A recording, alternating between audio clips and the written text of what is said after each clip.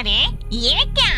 गौशाला में गाय के लिए मच्छरदानी लगा दी। अब मैं कैसे काटूंगी? ये आदमी तो बहुत चालाक है। अरे अब चिंता क्यों कर रही हैं? चलिए हम किसी दूसरे गौशाला में जाते हैं।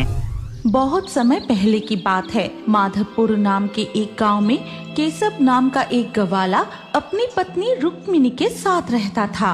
कपिला गाय के दूध बेचकर ही उनका घर चलता था। यहाँ तक कि इस गांव के ज्यादातर लोग गाय पालकर ही अपना गुजारा करते थे।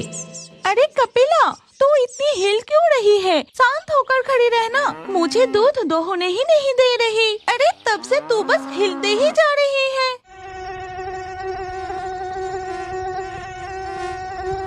कुछ मच्छर उड़ते हुए आकर कपिला गाय पर बैठ जाते हैं। उनके काटते ही कपिला गाय जोर से हिलने लगती है।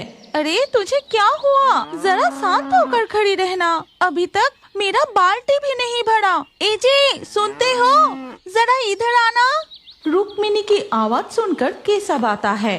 देखो ना, कपिला मुझे ठीक से दूध दोहने ही नहीं दे रही है, इधर उधर हिल रही है।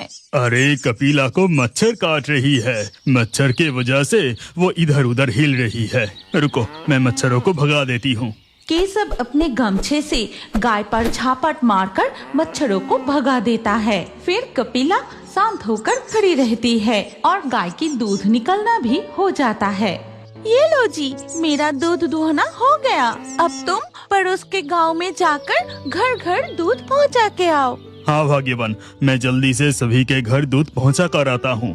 फिर केशव साइकिल पर दूध लेकर पड़ोस के गांव की ओर निकल पड़ता है और इधर कपिला गाय के गौशाला से एक मच्छर उड़कर सीधा जंगल के एक सड़े हुए तालाब के पास पहुंचता है। इसके बाद वो अपने मच्छर भूत के रूप में वापस आता है। मच्छरों की रानी मलेरिया चुड़ैल, मच्छरों की रानी मलेरिया चुड़ैल, मैं आपके लिए एक खुशखबरी लाया हूँ। सामने आइए मच्छरों की रानी। मच्छर भूत के बुलाने पर सड़े हुए तालाब में मच्छर चुड़ैल प्रकट होती है और उस पानी में खड़ी होकर मच्छर चुड़ैल कहती है, क्यों रे डेंगू, इतने हाँफते हुए मेरे लिए क्या खुशखबरी लाया है? प्रणाम मच्छरों की रानी मलेरिया। यहाँ से कुछ दूरी पर माधवपुर नाम के एक गवाला की गांव है। वहाँ घर घर में गाय है। हमें इस सड़े हुए पानी को पीकर नहीं रहना पड़ेगा। उस गांव में मच्छरों को पेट भरने के लिए कोई कमी नहीं होगी। क्या कह